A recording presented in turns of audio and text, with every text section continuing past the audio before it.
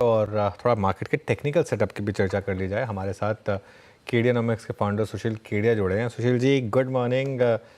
आपके loyal fans ने miss किया आपको पिछले हफ्ते।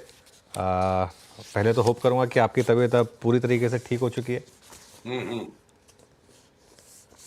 यस अनुज। ओके ओके, बताइए मार्केट पर अब क्या व्यू बन रहा है सुशील, क्योंकि एक मार्केट में बड़ी रैली हुई और कल एक डिक्लाइन आया, तो अब क्या व्यू बन रहा है? देखिए, ये रोज रोज के राइजेस एंड डिक्लाइन से ज्यादा अनुज, मुझे आपसे सप्ताह में एक बार बात करने का मौका मिलता है और पिछले वीक मिला नहीं।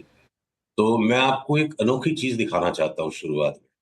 आपको पिछली बार भी मैक्रो पे बात करके मजा आया था। तो देखिए, कुछ होता है ना, हम अपनी इंद्रियों में से कुछ चार्ट्स को हम देखते हैं, न्यूज को सुनते हैं, और एक कुछ होता है कि जो एक ट्रेडर का इंट्यूशन होता है, जिसे मैं कहता हूँ ना, मेरी चार्ट में से जो मुझे महक आती है वो एक खास। तो ये महक जब आई थी आखिरी बार 2008 में, तो पूरे संसार के मार्केट्स का सत्यानाश हो गया था। और 2012 से जो इसका बॉटम बना था, एक तरफा वर्ल्ड के सारे एसेट मार्केट्स में तेजी है। और ये 1998-99 में भी हुआ था। ये क्या है, क्या चीज की चार्ट है? ये यूरो वर्सेस जापानीज येन की चार्ट है। अब इसका लॉजिक बताता हूँ ऐसा क्यों होता है। जितनी भी करेंसीज है वर्ल्ड में, डॉलर के बाद सबसे बड़ा stock of physical currency issued currency है यूरो। और जापानीज येन की एक विचित्रता है कि अगर डॉलर बाकी करेंसीज के सामने बढ़ता है तो जापानीज येन और ज्यादा बढ़ जाता है, और डॉलर अगर घटता है तो जापानीज येन और ज्यादा घट जाता है। यानी जापानीज येन डॉलर की परछाई है। तो आप जब यूरो और जेपीवाई की रेशियो को देखते हो, डॉलर के बाहर सबसे बड़ी करेंसी बनाम सबसे संवेदनशील करेंसी, तो ये पेयर की जो हाईएस्ट सेंसिटिविटी होती है और उसकी प्रेडिक्टिव वैल्यू स्टैटिस्टिकली भी वैलिड है, मैंने टेस्ट रन किए हैं। जब जब ग्लोबल एसेट्स मार्केट में एक तरफा 5-7 साल का ट्रेंड या साल 2 साल का बड़ा कोई भीषण करेक्शन आने वाला होता है, ये सबसे पहले बॉटम या टॉप हो जाती है। तो यूरो जेपीवाई का ये जो पैटर्न, जो टॉप आउट होके जो स्लैश आया मई में, और अब एक माइनर जो रीबाउंड आ रही है, इस लाइन तक भी जा नहीं पा रहा है। तो इसलिए देखिए, या तो मैंने जो इतने साल में सीखा मैं सब कुछ भूल जाऊं, भूल नहीं पा रहा हूं, तो मैं सारे लार्ज कैप्स पे इसीलिए हमेशा अल्ट्रा कॉशियस होकर चलूंगा। अब मैं उनसे अगर उतर के हमारे नॉर्मल स्टॉक की चार्ट रीडिंग की बात पे आता हूं अनुज, और ये सारे पैटर्न्स, ये जो यूरो जेपीवाई वाला पैटर्न वर्ल्ड की हर एक इक्विटी इंडाइसेस को इम्पैक्ट कर रहा है, जिसको मैं इग्नोर नहीं कर सकता। तो फिर मैंने डिटेल में जाके देखा। अगर मैं लार्ज कैप्स को कछुए कछुए मान लेता हूं, और ये स्मॉलर मिड कैप्स को हम खरगोश मान लेते हैं, तो कछुए और खरगोश की कहानी हमेशा होती है बाजार में। कछुए अपनी मंथर गति से चल चल के सारे इकट्ठा हो गए, सब अपने फाइनल पड़ाव तक पहुंच गए। खरगोश बीच में थोड़े घमंडी हो गए थे, अब उन्होंने जोर से वापस ब्रेकआउट दे दिया। तो दुनिया भर के 60-70-80 स्टॉक्स में लास्ट 10 दिन में हमारे नए बाई कॉल्स आए, उन पे भी हम आएंगे। और अनुज, लार्ज कैप्स में बड़ी सीरियस चेतावनी के पैटर्न्स बने हुए हैं। और दोनों स्पेसेस को, मिड और स्मॉल कैप्स को अलग तराजू में देखना होगा, लार्ज कैप्स को अलग में देखना होगा। खाली इंडेक्स को देख के चलने पे आदमी कभी वापस चपेट में आए। ओके, अच्छा, सिंस आपने बात कर ली थोड़ी मैक्रो की और ग्लोबल मैक्रो की बात कर ली, थोड़ा उसी को और एक्सटेंड करते हैं। स्टॉक्स के बाद उसके बाद कर लेंगे। चाइना में जो हुआ वो, उसको कैसे देख रहे हैं आप? और एक जो रिस्क बन रहा है कि अब चाइनीज़ मार्केट यहाँ से बहुत बड़ी आउट परफॉर्मेंस दिखा सकती है, क्या वो टाइन कर रही है आपके इस व्यू से कि लार्ज कैप में करेक्शन आ सकती है? देखिए, ये बात अपनी बहुत स्पष्ट शब्दों में हुई भी थी कि bull is going into the China shop. एक मैंने सरकास्टिक तरीके से आपको कहा भी था कि bull is going into the China shop. मुहावरा है ना, जब सांड मर्तबानों की दुकान में घुसता है तो सब कुछ सारे संसार में तोड़फोड़ मचवा देता है। तो वो घटना यहाँ जो हो रही है, शंघाई कॉम्पोजिट की मैं चार्ट आपके सामने खोलता हूँ। ये देखिए, हमने पहले इसको से डिस्कस हुआ था 15 दिन पहले कि एक तरफा चाइना में तेजी आएगी, और शायद हमने और भी किसी चैनल पर इसके बारे में बात करने का मौका मिला था। तो चाइना की एक तरफा तेजी अब जो आ रही है, 2020 का भी क्रैश आने के पहले चाइना एक तरफ उछला, और वो क्रैश चलता गया तो चाइना उछलता चला गया। उसके पहले 2008 में भी हुआ।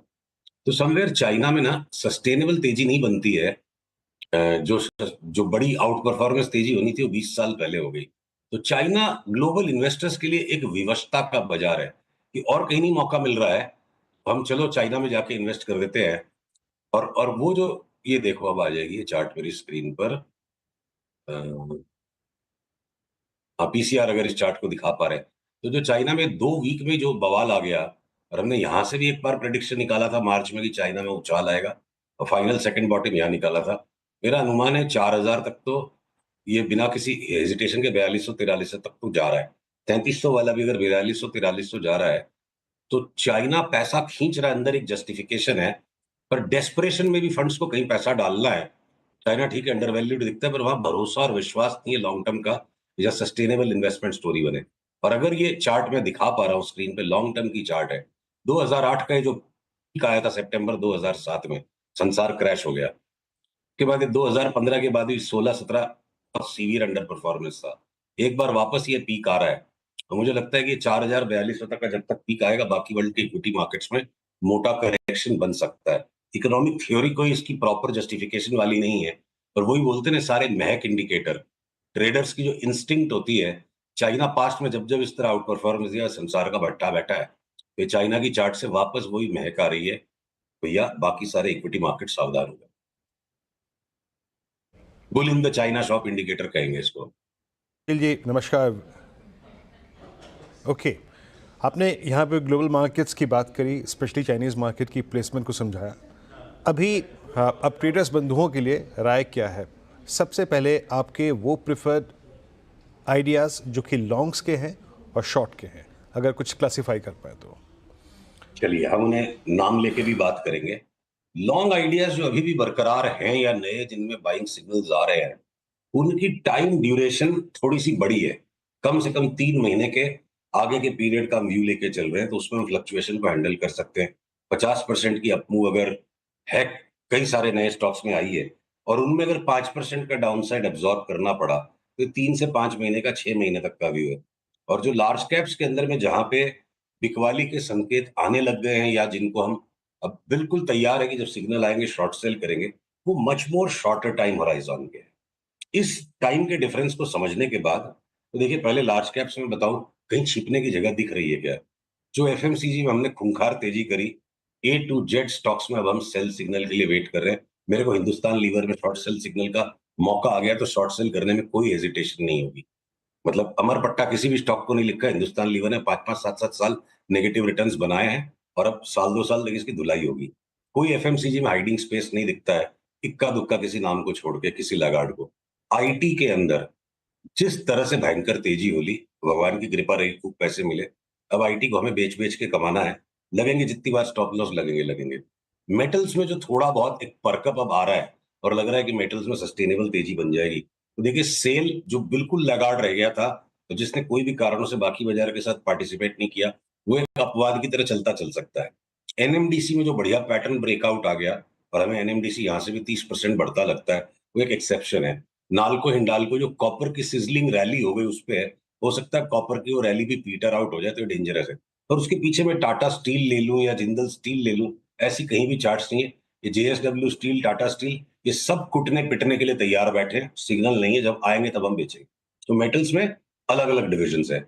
ऑटो के स्टॉक्स में अगर टाटा मोटर्स ने धर धुलाई, अच्छा मोटा करेक्शन कर लिया, और अब अगर वो अप ट्रेंड में है, तो मैं बाकी के ऑटो से स्टॉक्स को देख के, कि बजाज ऑटो या हीरो होंडा जो लग रहा है ऊपर 20-25-50 माले पे चढ़े हुए हैं, और बंजी जंपिंग नहीं, ये बिना पैराशूट के कूदेंगे सारे स्टॉक्स नीचे, तो इसका मतलब ये नहीं मैं टाटा मोटर्स को बेचूंगा, मैं सिलेक्टिवली टाटा मोटर्स पे लॉन्ग रहूंगा। तो मेटल हो गया, ऑटो हो गया, बैंक्स। बैंक निफ्टी के अंदर ये एचडीएफसी बैंक बढ़ गया और न्यू हाई आ जाएगा। चार्ट का पैटर्न आप देखोगे ना, बहुत ही गंदा टाइप का ये पैटर्न है, और ये बाजार के छद में है, इनसे हमें सावधान रहने की जरूरत है। ये देखो एचडीएफसी बैंक में सिर्फ डबल टॉप बना है ये देखो डबल टॉप बना है। पीसीआर प्लीज इस चार्ट को दिखाइए, बहुत इंपॉर्टेंट है। और ये एक बार शिष्टाचार के लिए हमने ट्रेडिंग का 1500 तक का व्यू नाप दिया। मैं बोलता हूँ इन्वेस्टर्स को, 1200 रुपए का भाव आने तक इसको लेने की मत सोचना। इसमें लगाए हुए पैसे पे ब्याज भी नहीं मिलने वाला, टाइम टू टाइम रकम टूटेगी। ये long term top out process है, और हम लोग लॉन्ग टर्म अप के अपर एंड की रेंज पे है। ये 1200 रुपए में जब मिलेगा तब दोबारा इन्वेस्ट करना। आईसीआईसीआई बैंक, एसबीआई तो ऑलरेडी डाउन ट्रेंड में, माइनर बम्प अप आया। तो बैंक निफ्टी में जितने भी लार्ज बैंक इंक्लूडिंग कोटक, हम बार बार बेच के लेंगे। एक एक बात यहाँ कहनी जरूरी है अनुज, जैसे एक व्यक्ति के भी व्यवहार में आपको बहुत सारे विरोधाभास दिखेंगे, कुछ अच्छी बातें दिखेंगी, कुछ अजीब सी दिखेंगी। हर एक स्टॉक की चार्ट में भी विरोधाभास होते हैं। उन विरोधाभास के साथ कैसे जीना है, जो उसकी मुख्य प्रवृत्ति है उसको पकड़ के चलो। इन सब में अपर एंड पे ट्रेडिंग रेंज के हैं, बीच बीच की जो रैलीज आएगी वो लार्ज बैंक्स को मिस करेंगे, पर बेच बेच के इनको हमें कमाना है। बैंकों के अंदर में अगर कोई तेजी का सा छद्म उसको क्रिएट करने के लिए स्मॉल फाइनेंस बैंक्स या आपके पीएनबी, बीओबी, ये बीच बीच में जोर से उछल जाएंगे, आरबीएल जोर से उछल जाएगा, बंधन बैंक ज्यादा नहीं घटेगा और बड़े वाले बैंकों में धुलाई होगी, ऐसी हमारे को लगता है चार्ट्स में। तो घूम फिर के ले दे के एक अडानी के स्टॉक्स को हमें शॉर्ट नहीं करना है, जिस लकीर को हम पकड़ के बैठे रहे अभी भी वही बरकरार है। रिलायंस की चार्ट इतनी बढ़िया थी, 4 दिन में कैसे बिगड़ गई चार्ट। तो चार्ट्स भी बनती बिगड़ती है। तो large cap space deep correction की तैयारी में है और यहाँ कुछ भी नई लिवाली करके पिडीलाइट ले लो, वो क्रूड का दाम घट रहा है, घटते घटते क्रूड अचानक 84 हो जाएगा। जियो पॉलिटिक्स जितनी डेंजरस बनी हुई है, सिर्फ एक यूएस इलेक्शन की वजह से अगर कोई पोस्टपोनमेंट आ गया, जियो पॉलिटिक्स आ गया, वरना ईरान के साथ छेड़छाड़ नहीं, वो कारपेट बॉम्बिंग होनी होनी है उसकी। इजराइल बिल्कुल स्पष्ट है कि बस एक ही बार में सबको निपटाना है। Things are not looking good world wide. कि गोल्ड का भी चार्ट एकदम ऊपर जो पीक पे है, तो एक साथ डॉलर मार्केट में जब बवाल मचेगा गोल्ड 15% नीचे आ जाएगा। तो सारे लार्ज कैप्स बिल्कुल बच के चलने लायक है। बीच में ट्रेडिंग अपॉर्चुनिटीज 3 से 6 महीने की कह लो तेजी में, ये शिप बिल्डिंग के स्टॉक्स है, माझगांव है या आपके गार्डन रीच है या कोचिन शिपयार्ड है, इनमें हमारे सबके बाई सिग्नल्स आए। केमिकल्स के स्टॉक्स में लगातार बाई सिग्नल्स आ रहे हैं। बहुत सारे छोटे वाले एमएनसी स्टॉक्स के अंदर में सब में बाई सिग्नल्स है। तो सिलेक्टिव पॉकेट्स में खरगोश जो है अभी भी भागने को तैयार है। ओके तो हम खरगोशों पे चढ़ेंगे और कछुओं को बेच। ओके, खरगोशों पे दांव लगाएंगे और कछुओं को बेच देंगे। चलिए सुशील जी, बहुत बहुत शुक्रिया आज हमारे साथ जुड़ने के लिए और हमसे बात करने के लिए। और अच्छा, अब इस